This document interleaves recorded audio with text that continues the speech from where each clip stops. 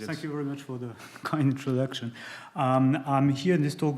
I will be reporting about some of our current and past investigations on the actual topic of doing some trace-driven simulation with gem5. So before digging into the details, the technical details, I wish to give you some background information about the motivation. So this work is all funded by the Mont Blanc project series, so Mont Blanc 1, 2, right now Mont Blanc 3 is still running. And back in 2011, when that was the time we started with Mont Blanc 1, even though we were not tasked with doing any stuff with gem5, that's the time we first heard about gem5. And essentially, our idea, because at the time we were doing quite some nasty work with RTL, simulation. So at the time, the idea was try to figure out as to whether gem5 can be used for performance prediction. And it happened to be that at the time there were little to no publicly available information as to what kind of performance prediction quality you can obtain with gem5. So what we did was to buy, at the time, state-of-the-art ST Nova. Well, this laser pointer is not working. Never mind. And this, there's a pen. It's no pen here.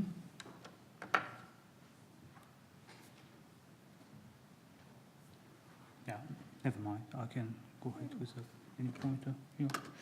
So yes, at the time we did try. Well, we've acquired ST Nova A9500 SoC. That was at the time a state-of-the-art kind of a system, dual-core Cortex-A9. And what we did essentially with a master student was to feed all of the at least a few publicly available parameters into a gem5 full system model. And we did some necessary stuff such as disabling the frequency scanning and everything it takes in order to measure performance and compare that with a simulator. And the results were kind of good. So they are reported here on the bottom of the slide. And essentially, we went a little further with that, up to that day where we're still busy doing such kind of things, part-time, of course. But essentially, what we do is that we use some real hardware, that's the era of single-board computers, like the Odroid XU3 that you see there. And on the basis of that, we calibrate a gem5 model, like this is a big little architecture, for instance, and we use, at the time, we had no option but to use MacPad, so of course, that's certainly not the best solution those days, but we did use that. And once you have a modeling, performance and power modeling of a given system, then you can go ahead and try to explore the performance of a new non-existing configuration. So here I'm showing here on the right-hand side of the slide some possible big little inspired configuration that may be asymmetric or big medium little kind of configurations. And of course, because the focus of the project is power efficiency, then we try to, for a given application using a given API, try to figure out what's the best architectural trade-off in terms of performance and energy efficiency.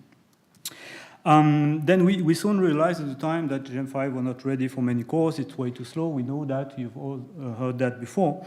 And of course, there's always this question of the trade-off between the speed and accuracy. So here, of course, gem5 would be somewhere here with cycle approximate model. At the bottom hand, you have just-in-time compilation. We heard about that in the morning, solutions such as OVP. Essentially, what we thought at the time was let's try to use gem5 and bring the principles of trace-driven simulation in order to possibly achieve up to an order of magnitude speed up in the simulation of, in the simulation performance. And that happened to be a quite good idea because one of the first things we did at the time was to do a profiling of a gem5 simulation, such as to understand where most of the simulation effort is being put by the host workstation. And it happened at the time that, at the time it's still the case now, and that's maybe even worse, that about 70% of the simulation effort is put into simulating the cores themselves.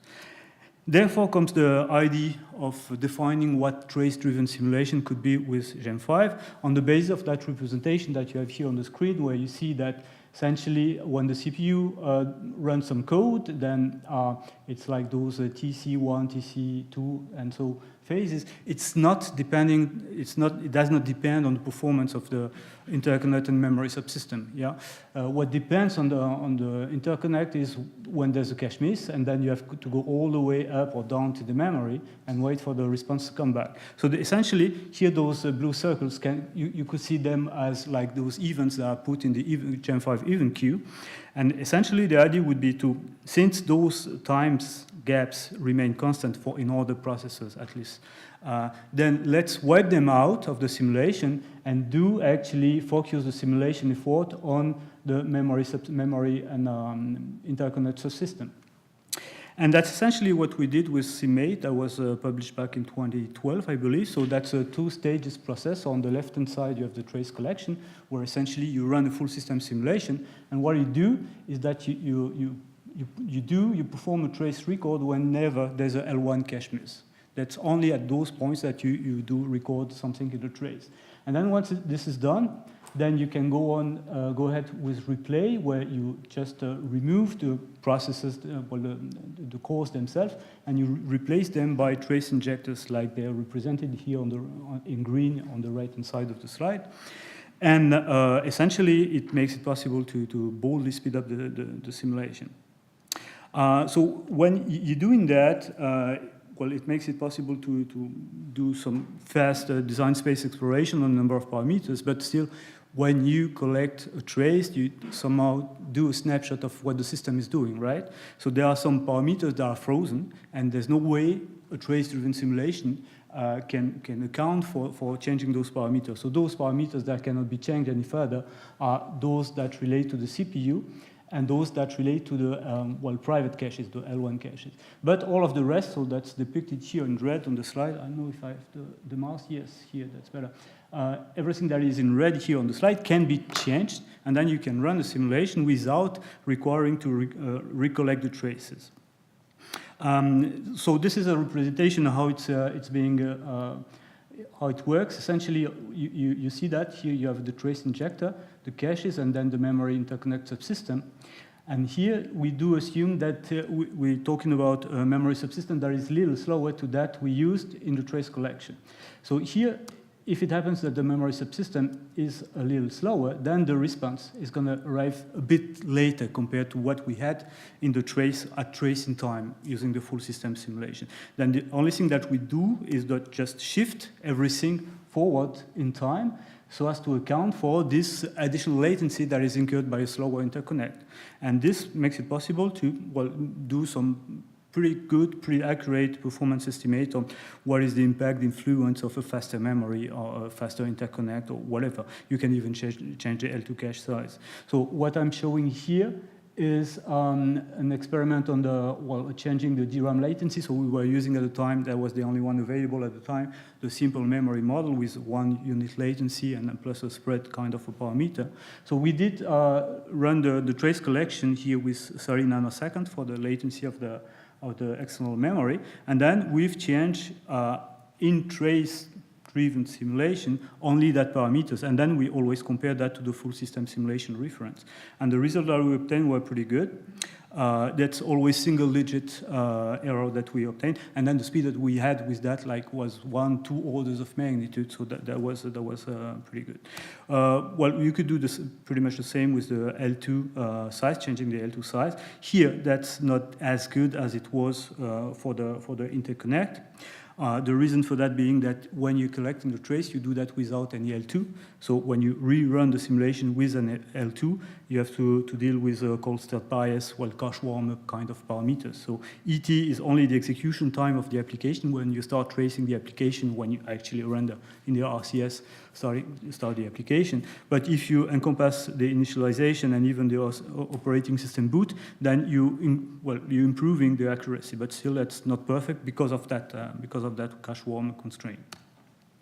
All right, when you have such traces collected, it makes it easy to perform the so-called, even that's not fully accurate, trace replication. So essentially, you have a trace for 2 CPUs, and then you can emulate a system that has not 2 CPUs, but 4 CPUs by means of putting 4 trace injectors. and then you replicate the traces that you had collected on 2 cores onto 4 cores. When you do that, it's called weak scaling, because essentially the workload per core remains the same, and it makes it possible to go further and do such kind of experiment with scalability kind of experiments.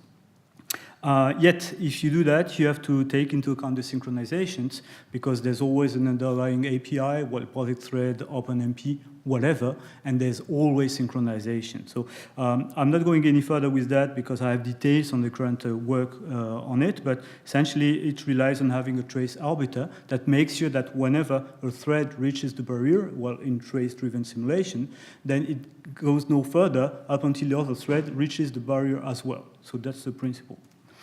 One main limitation of what we did at the time was the fact that this was okay for in-order processes only, of course, because there's this nasty assumption that the compute time remains the same between 2 cache misses, and this does not apply to, of course, out-of-order processes. And that's overly important because one of the objectives that we have in the project is explore heterogeneous architecture such as big. LITTLE kind or big. LITTLE inspired architecture, showing here the Helio X30 with 3 core families, 3 clusters, and we are deeply interested in those systems. And what's the difference in those systems is the actual microarchitecture between one cluster and the other. So there happens to be an interesting contribution by ARM and the University of Kaiserslautern, which is elastic traces, which is essentially bringing down the principle of trace-driven simulation at the microarchitecture level, where it's closer to the core. And essentially the spirit of that is you still do some tracing here with the O3 model, but you do not, when you do the replay here, you do not focus on trying to simulate the actual execution of the instructions, but rather to account for the dependencies between the instruction and the resource availability inside the core. So this is yet another snapshot from the gem5 wiki webpage that, I'm putting the link here, which is describing how it works, where essentially there's a dependency-free queue of instructions. And the runtime, the trace CPU picks those instructions out of this queue, and depending on the type of instruction, like if there's store, there's nothing to be done. If there's a load, then there's a request that is sent to the memory subsystem, and then when the response comes back, then you go all the way back here, and then you update the dependency graph, and therefore the dependency-free instruction queue, as long as the hardware resources, and then you go on up until the end of the simulation. This worked pretty well. And what we did within the scope of the project was to bring the principle of CMate, which was essentially enabling multi-threaded trace-oriented simulation with elastic traces. So here you recognize the I-side and D-side generators that are themselves reading records out of their respective traces, the instruction and the data dependency trace. And what we did was adding another trace that actually records all of the information concerning the barrier. So I'm taking yet again that example of multiple threads that are running on multiple cores. When there's a thread reaching the barrier, you want to make sure that you go no further up until all of the other threads have reached the barrier. So essentially, this is done by means of having a kind of arbiter that keeps track of the progress of all the trace CPUs, and then it locks the trace CPUs one after the other when they're reaching the barrier, and when all of them have reached the barrier, then it unlocks all of the trace CPUs. Yes, so the difficulty is doing some proper tracing of the synchronizations for this kind of software, and we use the OpenMP because that's one of the most popular APIs. We're using 3. Parallel 4 kind of construct, and essentially, I'm giving you a very conceptual overview of what's happening on a workstation when it's running some OpenMP code from the source code that is depicted there.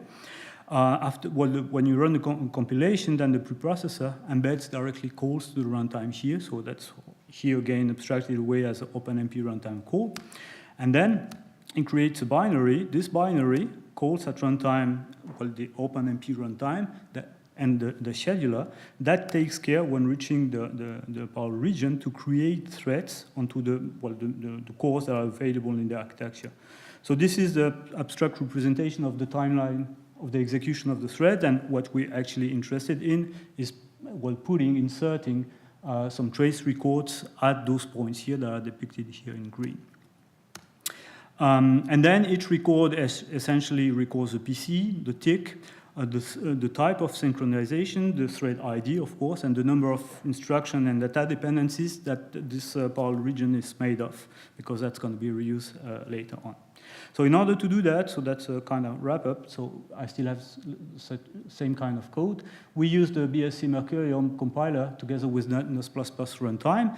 We've tweaked the runtime a bit, such that whenever there's a call to the runtime, so that's depicted here, then there's a call to a custom pseudo instruction, or M5 pseudo instruction, that actually creates a trace record and makes it possible to actually trace the execution of the application and the synchronization without actually modifying what's happening inside the simulated architecture. Well, it generates all three traces, and then you can go on with the replay.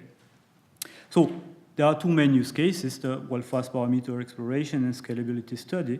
And the question is, speed up and accuracy. So I've decided to still show some results here, even though that's still a work in progress, and there's still we're still unhappy with some of the accuracy, figures that that were reported by the simulation, but still, I'm showing that here.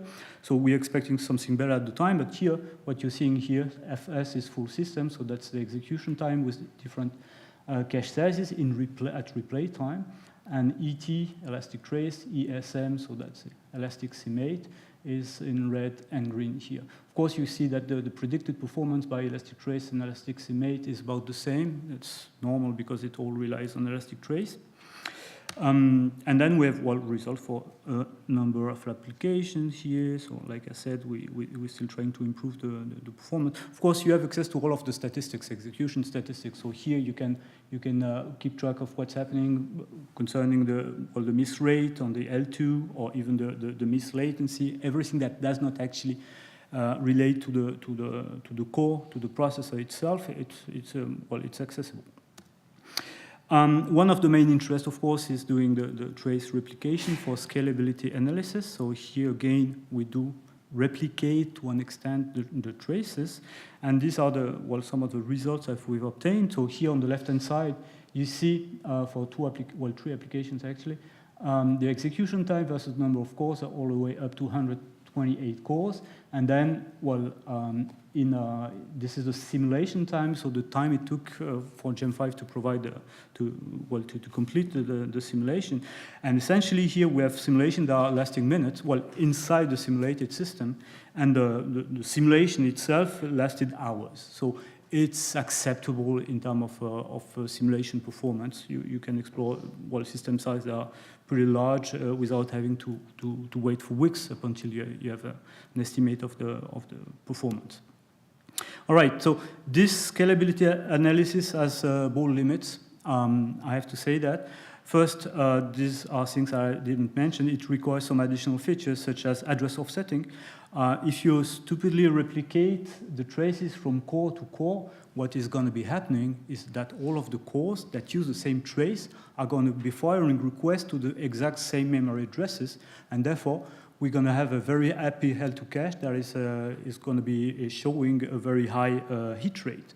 So what you have to do is to offset the addresses, which we did, in the different cores, such that you can observe some realistic performance figures. And again, what we do when you do that, that's weak scaling. So weak scaling is of lesser interest, because essentially it tells you when you if you have twice the number of processes, it tells you how long it's going to take if you have an problem that is twice bigger. And you would rather be interested for the same problem size, what's going to be the speed up if I'm having twice as many process cores. So that's the most interesting thing. And it happens to be that in the programming model community, and that's also something that is boldly explored in Mont Blanc project, in the Mont Blanc project, that's the fact that the programming models like OpenMP and OMS, which is a kind of forerunner from BSC, are moving from loop-based parallelism to task-based parallelism. And essentially, some of you may already be familiar and even know more than myself, but essentially the principle is declaring tasks and declaring what are the inputs and outputs of those tasks, such that at runtime, you have the OpenMP or whatever runtime that is capable of building a dependency graph for all of those tasks and have a ready task queue that assigns the ready tasks via a scheduler on all of the processing cores. So there's a massive amount of parallelism that is available compared to basic loop level parallelism, and it happens to be a very good opportunity because that's going to be becoming at some point mainstream. That's in OpenMP 4.5 will go even further. That's a very good opportunity for trace-driven simulation. Why that? So here I'm representing once more what we could do in trace-driven simulation. And the principle here would be, rather than tracing the behavior of the CPU cores themselves, we actually unbind the traces from the cores, but we try to trace the tasks themselves. So it means that here, what we would do is try to know when a given core is running one given task and capture this traced task trace. Then we have a trace chunk that belongs to one given task. And then we build a library of all of the tasks that have been assigned to all of the cores during the execution, such that at runtime, then you can have a ready task queue, pretty much the same thing, and a scheduler runtime that is emulated like at the gem5 level, not inside the architecture, not in the application or system software. At the gem5 level, that replicates the kind of behavior that happens on the realistic system. And then it assigns dynamically the traces from the ready task trace queue to the cores themselves. And by means of doing that, it actually makes it possible to do strong scaling kind of experiments, so benefit from the massive speedup that trace-driven simulation provides, and yet have a strong scaling kind of performance analysis. So that's pretty well. That's one research direction. So that's one perspective. We're still trying to come up with the concept, lay down the foundations of the concept. So this takes me to the conclusion of that presentation. So we have a current ESM prototype, so I'm using the prototype keyword because that's still work in progress. We're still trying to figure out what's happening and track down the bugs.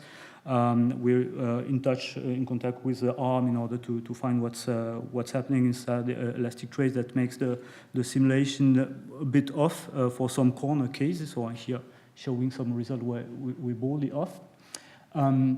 But still, we expect that to be fixed in some months. At some point, we hope that this is going to be integrated in Trace CPU. It's going to be submitted for review to the gem5 board.